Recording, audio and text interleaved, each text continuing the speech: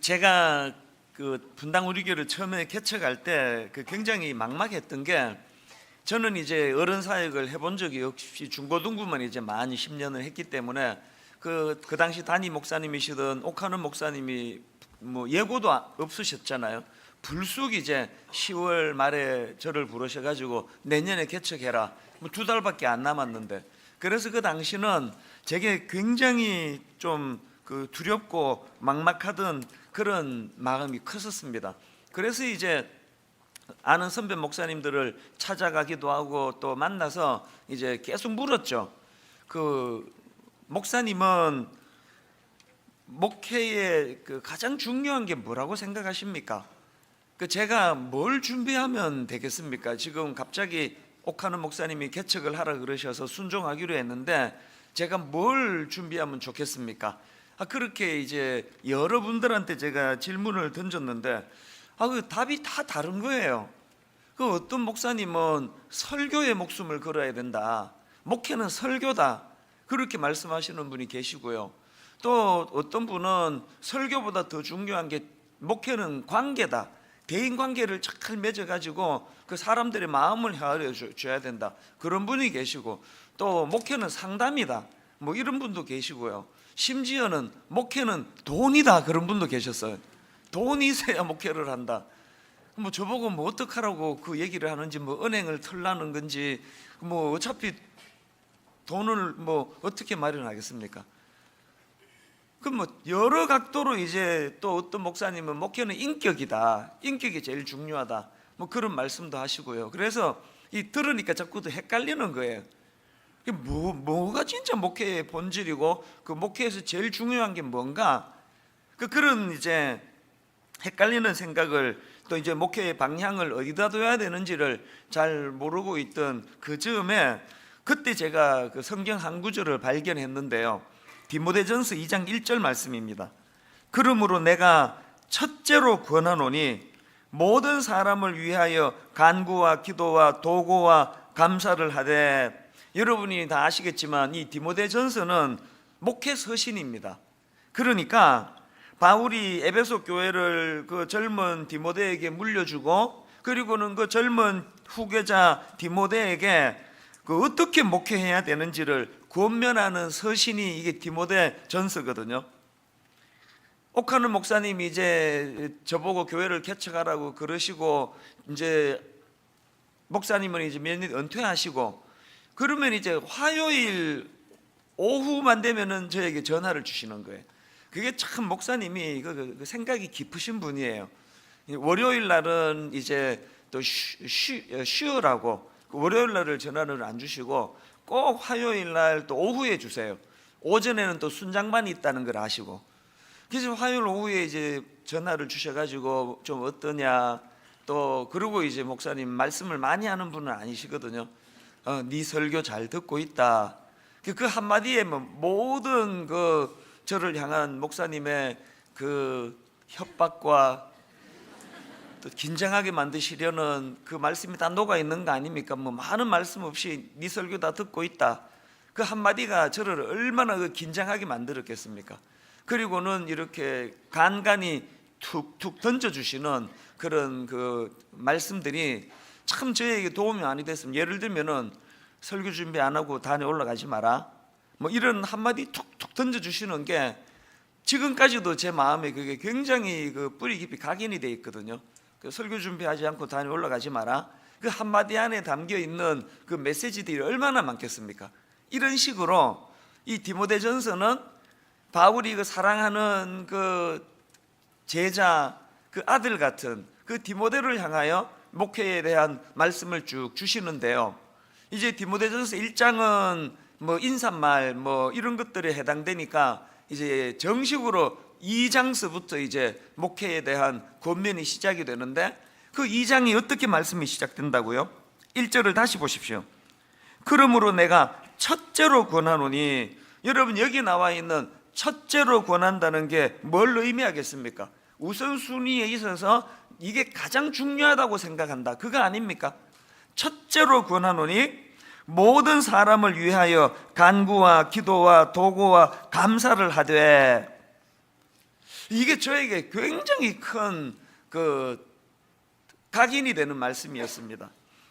어떤 목사님은 설교가 목회에 제일 중요하다 그러시고, 어떤 목사님은 또 뭐 대인 관계가 중요하다, 인격이 중요하다, 돈이 중요하다, 그런 말씀을 주시는데, 적어도 바울의 관점으로는 목회에서 가장 중요한 게 기도라는 거예요. 여기 나와 있는 간구와 기도와 도고와 감사를 하되, 이것들이 사실은 다 하나예요. 이 네 가지 단어가 다 기도를 각각 다르게 표현한 거거든요. 제가 그 주석을 찾아보니까 맨 먼저 나오는 간구는 이 긴박한 상황에 놓인 개인이나 회중이 하나님께 호소하는 것에 초점을 둔 차원의 기도고요. 그런가 하면 두 번째 나오는 기도는 그냥 우리가 아는 일반적인 그 모든 기도를 통칭하는 차원에서의 표현이라 그러고요.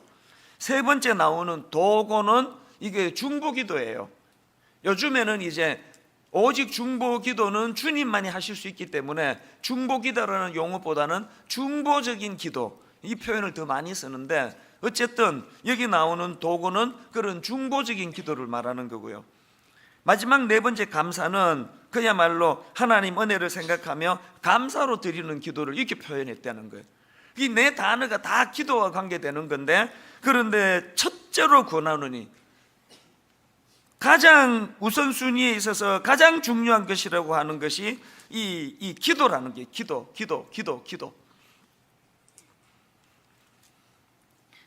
제가 오늘 이 특별 새벽 부흥회 말씀해 보니까 이제 다니엘이 이제 하나님 앞에 기도하는 그런 내용들이 나오는 그것 때문에 어제 온종일 이제 이런 생각들을 쭉 하게 됐거든요.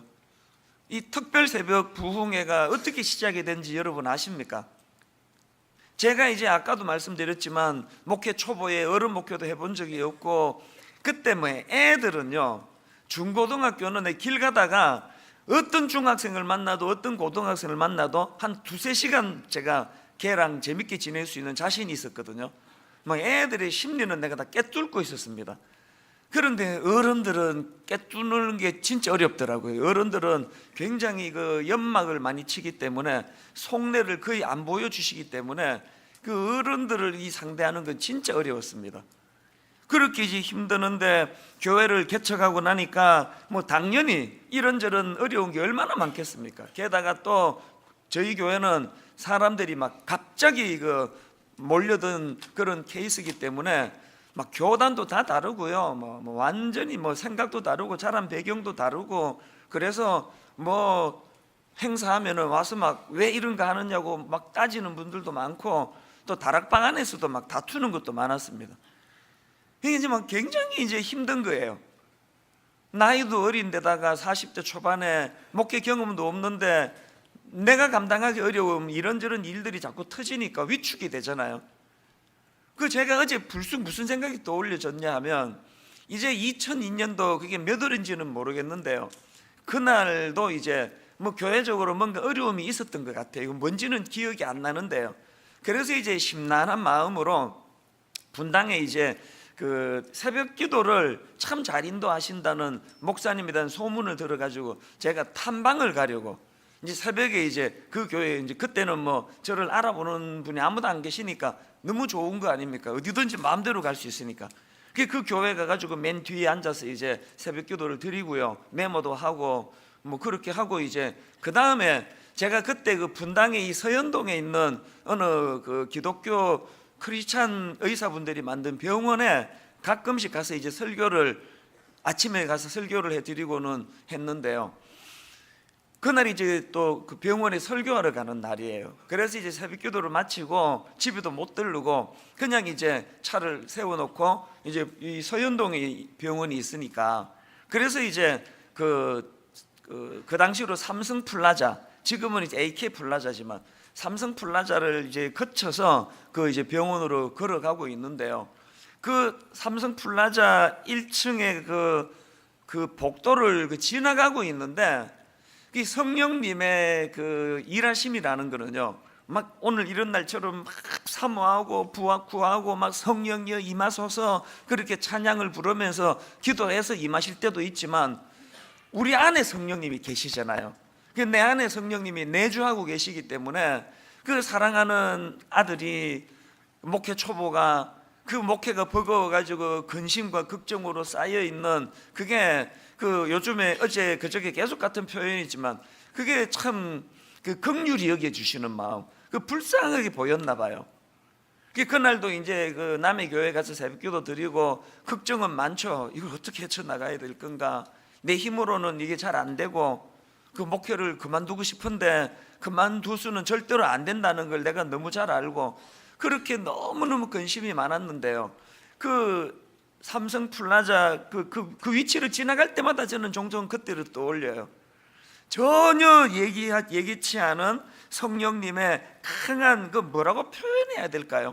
그 표현이 되지 않는 그 마음에 그 불안하고 근심이 많고 두려운 마음들을 이렇게 그 햇볕이 딱 비치면은 안개가 싹 물러가듯이 그 마음에 막 이제 기쁨이 회복되기 시작하는데요, 그 현장을 내가 떠날 수가 없었습니다. 그래서 그때는 이제 거기에 그 벤치가 있었는데요, 그 실내에 그 벤치에 제가 앉았는데 형언하기 어려운 기쁨을 주시는 거예요. 그래서 그 벤치에 앉아가지고 불렀던 노래, 제가 이 메모를 찾아보니까 이 두 곡을 제가 메모를 해놨더라고요.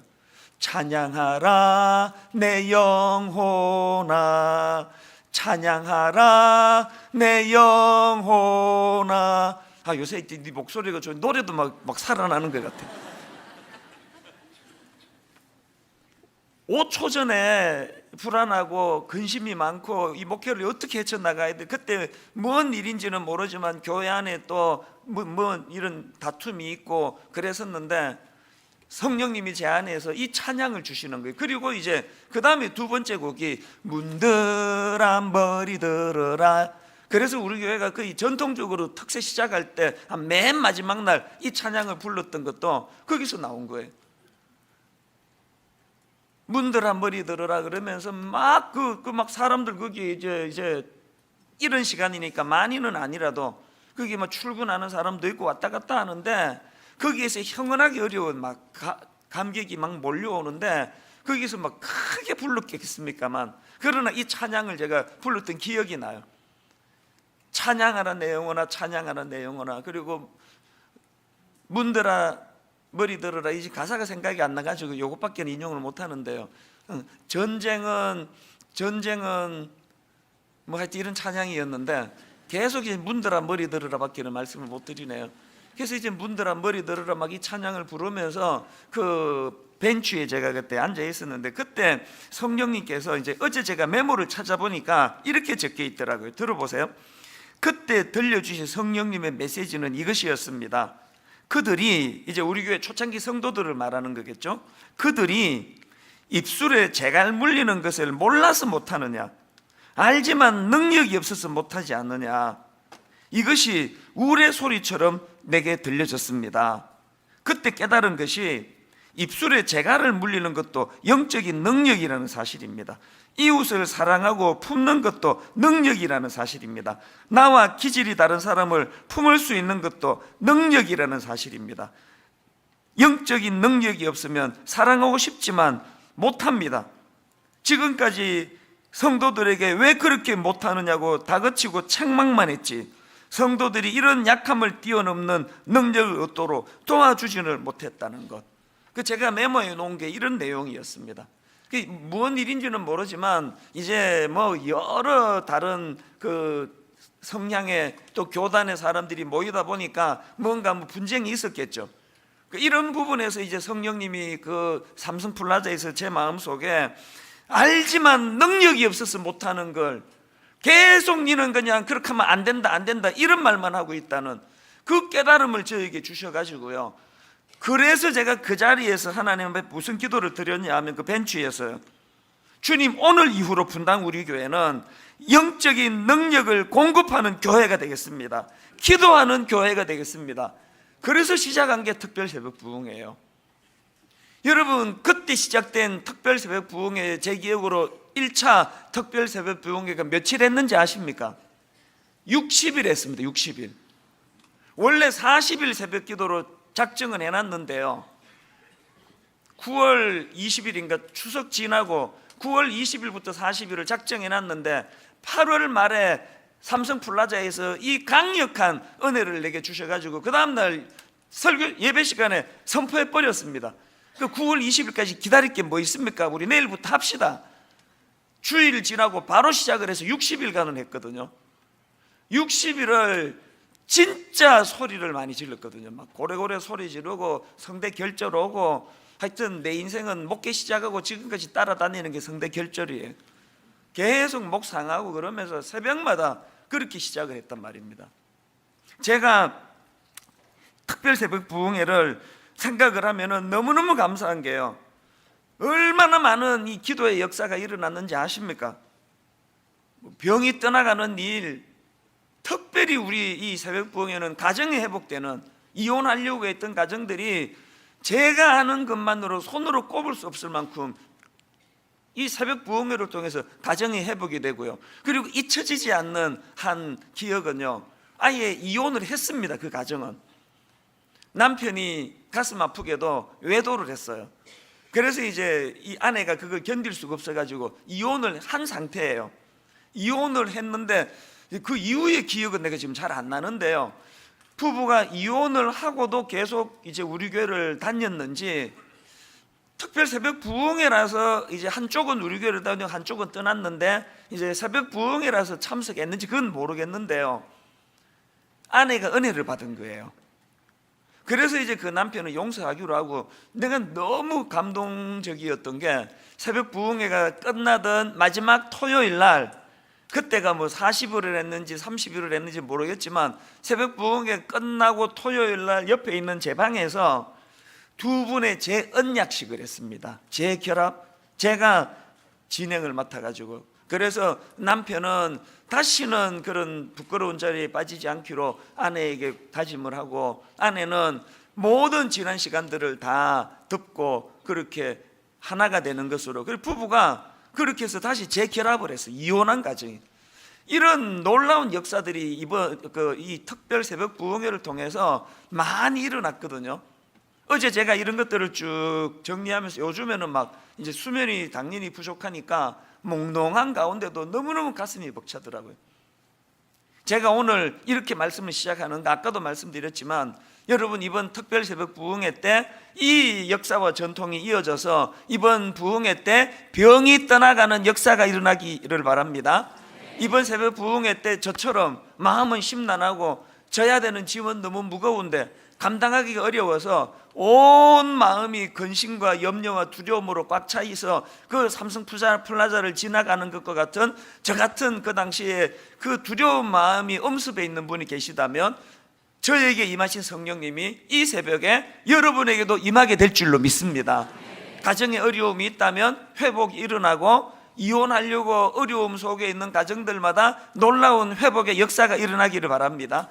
이런 여러 가지 일들이 일어나기를 바라는데, 그 모든 것들이 가능한 공통된 통로가 기도라는 통로라는 거예요. 자, 오늘 말씀을 이제 이런 맥락으로 풀어나가려고 하는데요, 어제 말씀드린 것처럼 이제 다니엘에게 위기가 찾아오지 않았습니까? 다니엘 2장 13절에 왕의 명령이 내림에 지혜자들은 죽게 되었고 다니엘과 그의 친구들도 죽이려고 찾았더라. 이런 절박한 위기가 찾아오니까 다니엘이 이제 16절에서 시간을 좀 달라, 그러면 내가 왕의 그 꿈을 해석해 주겠다, 그렇게 제안하고는 17절, 이에 다니엘이 자기 집으로 돌아가서 그 친구 하냐냐와 미사엘과 아사나에게 그 일을 알리고, 이제 여기까지가 어제까지 살펴본 내용 아닙니까?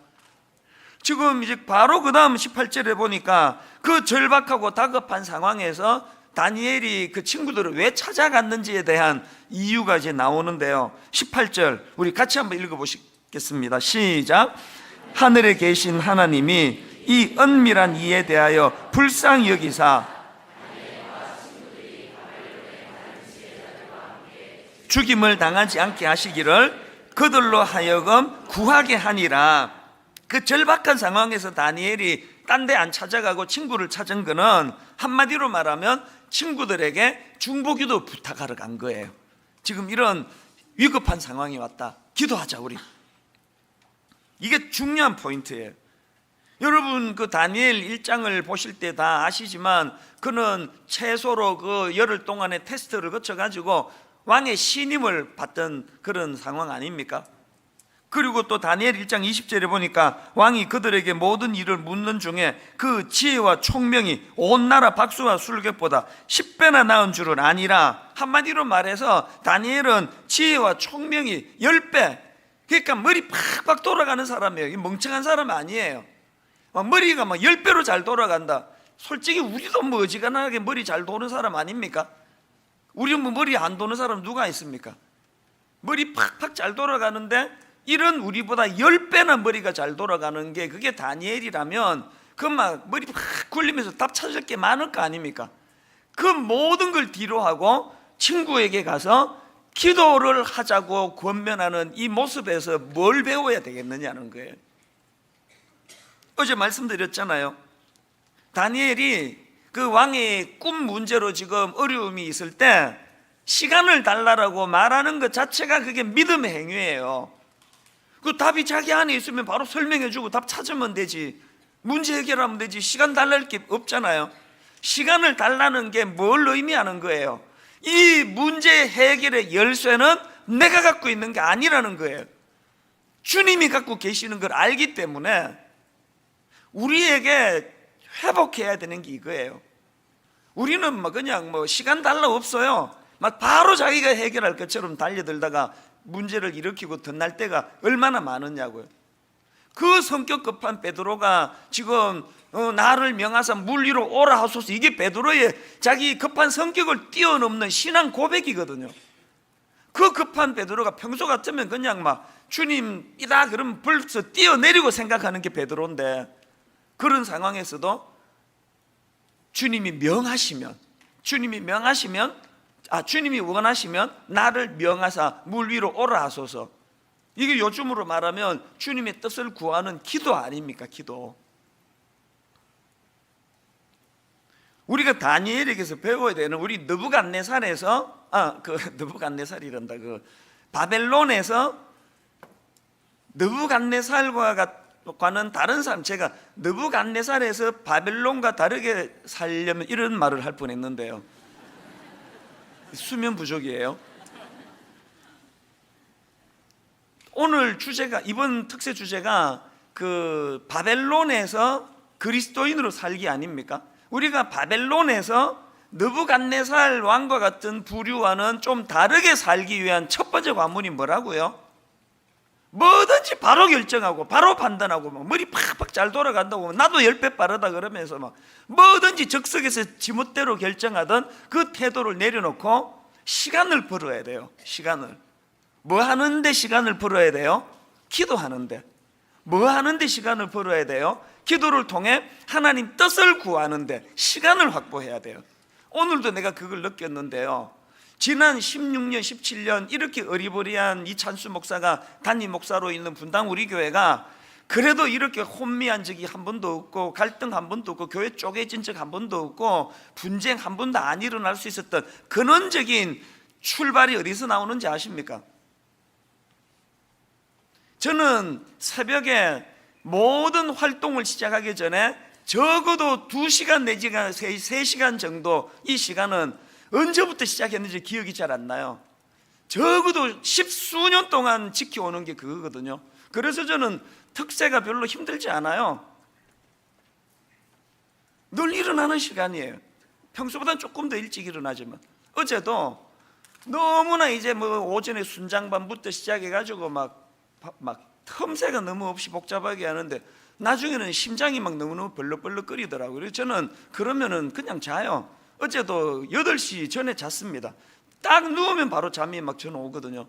그리고 12시쯤 일어나가지고 지금까지 너무나 많은 그 은혜의 시간을 지금 누리고 있는 거 아니겠습니까?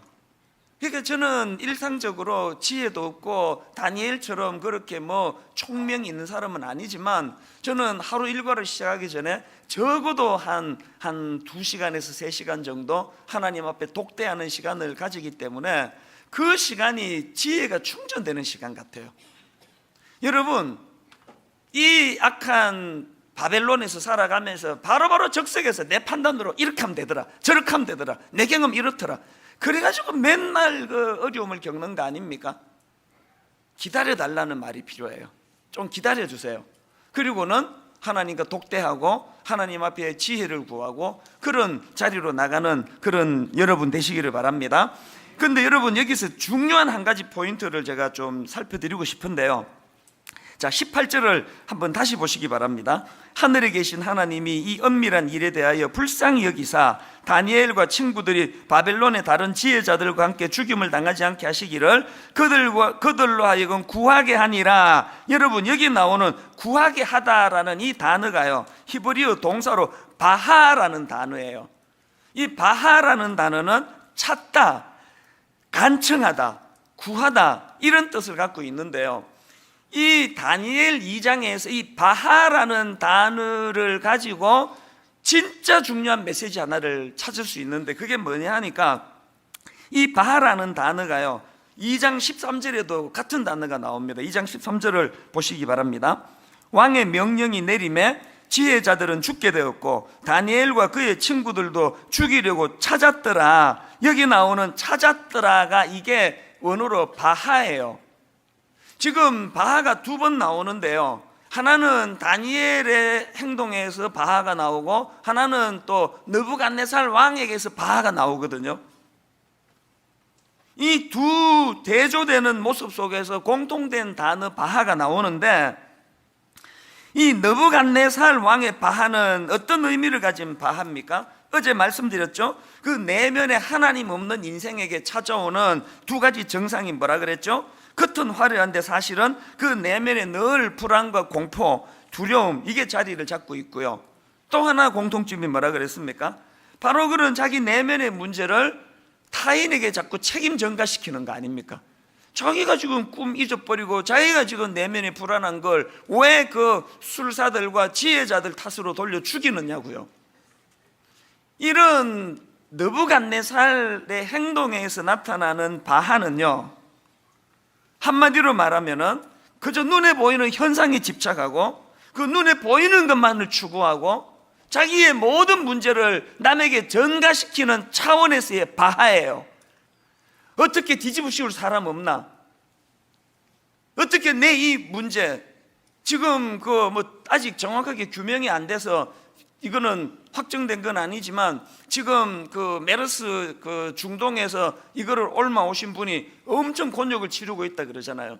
지금까지의 정황으로 봤을 때 이미 그 감염이 됐다는 걸 본인이 알고 있으면서 자기 가족은 보호하고 그러면서 택시를 타고 이런 거에 대해서 이제 추측하면서 막 청와대에 청원을 하고 그런 기사를 제가 봤거든요.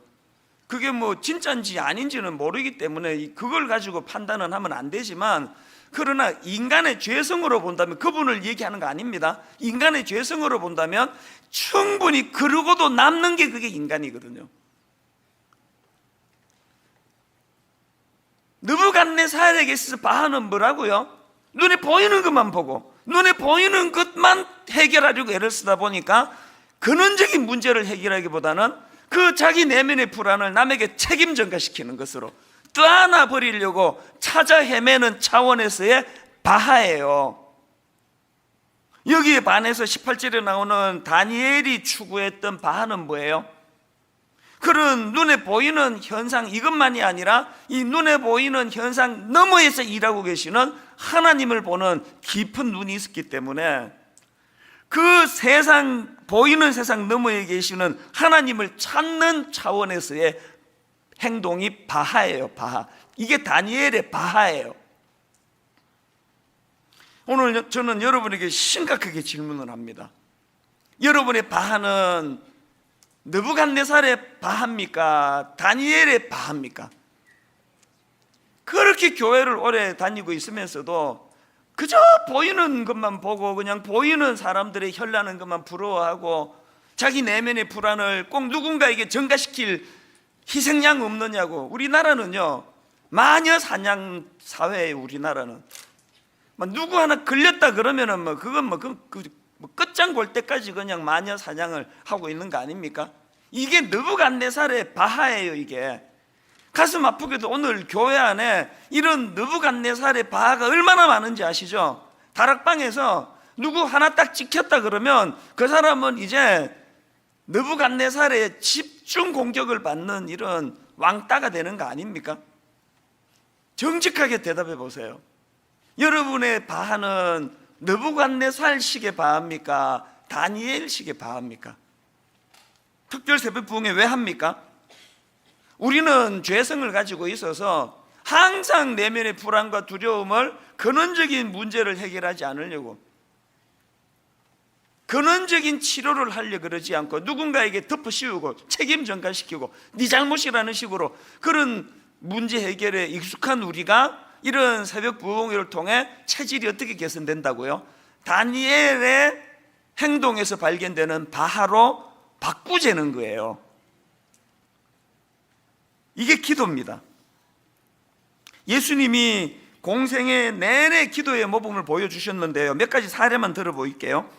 예수님은 공생의 시작을 금식 기도로 시작하신 거 다 아시죠? 마태복음 1장 2절, 1장 1절 2절, 4장 1장, 마태복음 4장 1절 2절. 그때에 예수께서 성령에게 이끌려 마귀에게 시험을 받으러 광야로 가사 40일을 밤낮으로 금식한 후에 줄이신지라, 그렇하고 공생애를 시작하셨고요. 그런가 하면은 12제자를 택하시기 전에 밤을 지새우며 기도하셨습니다. 누가복음 6장 12절 13절. 이때에 예수께서 기도하시러 산으로 가사 밤이 새도록 하나님께 기도하시고 밝음에 그 제자들을 부르사 그 중에서 12를 택하여 사도라 칭하셨으니, 예수님은 죽은 나사로를 살려내시는 과정에서도 기도가 있으셨습니다. 요한복음 11장 41절 42절. 돌을 옮겨놓으니 예수께서 눈을 들어 우러러 보시고 이르시되 아버지여, 내 말을 들으신 것을 감사하나이다. 항상 내 말을 들으시는 줄을 내가 아나이다. 그러나 이 말씀하옵는 것은 둘러선 무리를 위함이니 곧 아버지께서 나를 보내신 것을 그들로 믿게 하려 함이니이다. 마지막에 예수님이 십자가를 지시기 전에 겟세마네 동산에서 땀방울이 핏방울 되기까지 기도하셨는데, 이게 이제 이 모든 예수님의 기도의 의미를 요약해 놓는 거라고 저는 생각합니다. 누가복음 22장 41절 42절. 그들을 떠나 돌 던질 만큼 가서 무릎을 꿇고 기도하여 이르시되 아버지여, 만일 아버지의 뜻이거든 이 잔을 내게서 옮기시옵소서. 그러나 내 뜻대로 마옵시고 아버지의 원대로 되기를 원하나이다. 예수님이 우리에게 보여주시고 싶은 기도의 모범이 뭐예요? 어떤 일이든 중요한 일을 하기 전에는 기도해야 된다. 중요한 일을 행하는 과정에 기도해야 된다. 기도 없이는 아무것도 하지 마라. 기도 없이는 결단도 하지 마라. 기도 없이는 행동하지 마라. 이 모든 걸 가르쳐주시는 근원적인 포인트 속에는 이 기도, 만일 아버지의 뜻이거든 이 잔을 내게서 옮기시옵소서. 그러나 내 뜻대로 마옵시고 아버지의 원대로 되기를 원하나이다. 이게 느부갓네살의 바하가 아니라 다니엘의 바하로 덧입는 인생의 모습 아닙니까? 오늘 저는 말씀의 결론을 이제 또 뭐 더 다룰 게 있지만 이제 새벽에 기도해야 되니까요, 또 다음으로 미루기로 하고요, 편지 하나 읽어 드리는 것으로 오늘 말씀을 제가 마무리하려고 하는데요. 제가 이제 결혼 주례를 하면 꼭 이제 그 신랑 신부에게 자기 부모에게 그동안 주셨던 보온의 그 편지를 내게 써갖고 갖고 와라, 이 숙제를 꼭 내주거든요. 어느 편지에서 너무나 제 마음이 오래 머무는 대목이 하나 있었는데요. 그 신부가 아마 그 어릴 때 미국으로 유학을 갔나 봐요. 그래서 이제 떨어져 지내니까, 부모님이랑 떨어져 지내니까 힘든 게 얼마나 많았겠습니까? 그 내용의 일부만 제가 읽어 드릴게요. 다 읽을 수는 없으니까 몇 줄만 읽어 드릴게요. 엄마, 이제 자기 그 부모님께 편지 쓴 거니까요. 엄마, 2011년 제가 뉴욕에서 아침 일찍 전화했던 날 기억하세요? 혼자 지내며 그 누구와도 마음을 온전히 나눌 수 없어 엄마한테 물었습니다. 아마 이제 이 자매가 그때 좀 심란하고 복잡한 일이 있었던 것 같아요. 그래서 이렇게 자기 엄마한테 질문했습니다. 엄마는 너무 힘들 때 아빠한테도 우리한테도 할머니한테도 말할 수 없을 때는 어떻게 해요? 그랬더니 엄마가 울면서 하시는 말씀이 그래서 엄마는 기도해 인경아 라고 말하셨어요. 엄마, 저는 그날 엄마의 말씀으로 인해 하나님을 더욱 믿고 엄마의 신앙을 더욱 본받고 싶어졌어요. 저는요, 그 편지 읽다가 요 한 대목이요. 엄마는 너무 힘들 때 아빠한테도 우리한테도 할머니한테도 말할 수 없을 때 어떻게 해? 그 엄마가 뭐 전화로 하신 것 같긴 한데요, 울면서 하시는 말씀이 그래서 엄마는 기도해. 오늘 설교 제목을 이렇게 잡았습니다. 그래서 엄마는 기도해. 그저 바벨론에서 느부갓네살 왕의 그 방식에 익숙해가지고 늘 불안한데, 늘 두려운데 책임 전가나하고 또 그 바벨론식의 방식에 익숙해가지고 생각할 겨를도 없이 내 경험으로, 내 지식으로, 내 지혜로 바로바로 일을 처리하던 우리지만, 여러분, 우리가 자녀들에게 보여줄 수 있는 모범이 뭐예요? 그래서 엄마는 기도해. 여러분, 여러분의 자녀들이 오랜 시간이 지나고 시집장가 갈 때 우리 엄마에게서, 우리 아빠에게서 30년 사는 동안 가장 고마웠던 한 대목이 있다면 그래서 엄마는 기도해, 이거 가르쳐 주시는 거였어요. 그럴 수 있는 그런 부모님이 되시기를 바랍니다. 자, 여러분, 이제 이번 주 내내 우리 이 찬양을 계속 부르는데요, 오늘은 이제 거룩하신 성령이여 우리에게 임하소서, 이 찬양을 같이 먼저 부르고 그 다음에 이제 성령이여 임하소서 이 찬양으로 연결할까 하는데요, 오늘 내내 이 찬양 부르는 동안에 이 상징적으로 이 한 대목이 머릿속에 떠올려지면 좋겠습니다. 그래서 엄마는 기도해. 그래서 엄마는 기도해. 우리 다 자리에서 일어나셔서 우리 손뼉 치면서 또 기뻐하면서 또 오늘 주신 말씀의 의미 한 자락을 붙잡고 이제 그렇게 기도하는 시간으로 나가기 원하는데요,